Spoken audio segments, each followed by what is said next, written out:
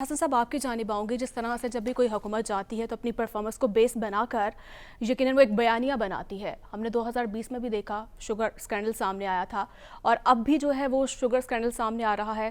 یہ کہانی ہے کیا؟ دیکھیں، آپ نے بیانیے کی بات کی۔ ماضی میں حکومتوں کے پاس اور ابھی بھی جو حکومتیں کر کے گئی ہیں ان کے پاس نو پرفارمنس، نو بیانیہ، نو ووٹرز، نو روڈ میپ پلان، نو اکنامک پلان، صرف جو ہے ان کے اپنے پرسنل اور پارٹی کے اور ذاتی مفادات کے پلان ہیں۔ اور یہ جو حالات بن چکے ہیں یہ آپ اور ہماری نہیں، یہ حکومتوں کی بدعمالی کا نتیجہ ہے کہ آج روزگار بند ہو رہے ہیں، انڈسٹری بند ہو رہی ہے، 60% جو چھوٹے کاروبار ہیں وہ بند ہو رہے ہیں۔ اور یہ شوگر سکینڈل بھی یہ آج تو سامنے نہیں آیا، انہی کے دور حکومت میں جب یہ آئے تو انہوں نے کہا کہ 2020 میں جو ہے تحریک انصاف کی حکومت میں یہ اقدامات نہیں کرنے چاہیے تھے۔ تو ان کے دور میں بھی کیا ہوا آپ کے سامنے ہی ہے۔ اب 14 لاکھ جو سرپلس جو چینی تھی وہ کہاں گئی؟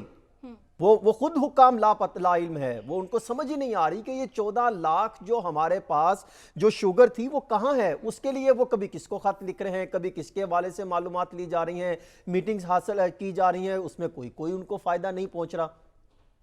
دیکھیں، جب یہ حکومت آئی تھی تو آتے ساتھ ہی 4-5 چیزیں جو شوگر ایڈوائزری بورڈ، ڈیلرز اور جو شوگرز جو جتنے بھی ان کے مالکان ہیں، اور تیسرا پاکستان پیپلز پارٹی اور کچھ نون لیگ کے افراد جس میں وفاقی وزیر خزانہ اسحاق ڈار صاحب موجود تھے، ان کی یہ کوشش تھی کہ کسی بھی طریقے سے کرشنگ سیزن شروع ہونے سے پہلے شوگر کی درآمدات کی اجازت دے دی جائے۔ اس پر بہت سارے کوششیں کی گئی، بہت سارے کاوشیں کی گئی، لیکن کامیاب نہ ہو سکی، کیونکہ وزیر اعظم جو اس وقت تھے شہباز شریف صاحب، ان کا ایک بیان موجود ہے جو انہوں نے کہا تھا کہ کسی بھی صورت جو ہے میں اجازت نہیں دے سکتا۔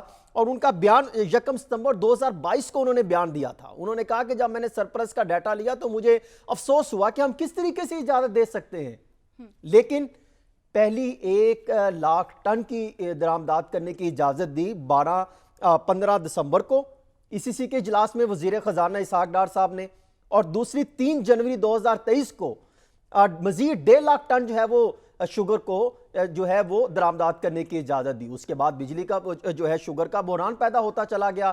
ان کا یہ فیصلہ تھا جو آخری جو جنوری میں ہوئی تھی، اس میں یہ فیصلہ کیا گیا تھا کہ کسی بھی صورت چینی کی فی کلو قیمت 80 سے 85 روپے جو ہے اس سے مزید تجاوز نہیں کرے گی، لیکن آج 185 اور کئی جگہوں پہ 190 روپے کلو چینی مل رہی ہے، اور وہ چینی بھی نہیں ہے بلکہ وہ بہت باریک چینی ہے کہ استعمال میں نہیں لائی جا سکتی۔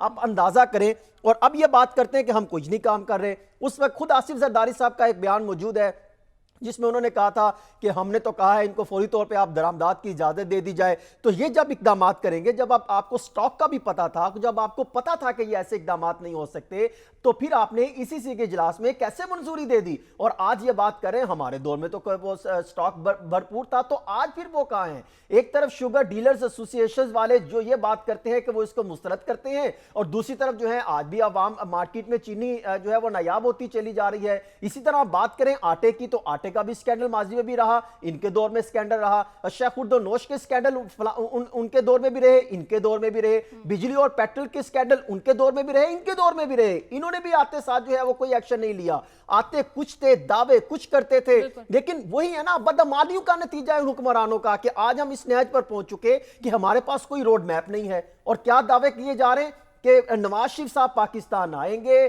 تو یہ جو 76 سال جو ہم کامیاب نہیں ہو سکے وہ اقدامات کریں گے۔ بھئی 85 سے آپ متعدد دفعہ وزیر اعظم بنے، آپ کی حکومتیں رہیں، آپ اس وقت کچھ نہیں کر سکے، تو اب آ کے آپ نے کون سا جو ہے وہ پہاڑ توڑ کے عوام کے مسائل حل کر دینے؟ انہی کے کرپشن کے سکینڈل ہیں، انہی کی حکومتیں ہیں، کوئی ایک پارٹی تو نہیں ہے۔ پاکستان جو ہے مسلم لیگ نون کی حکومت تھی، پاکستان پیپلز پارٹی کی حکومت تھی، MQM شامل تھی، دیگر جماعتیں شامل تھی۔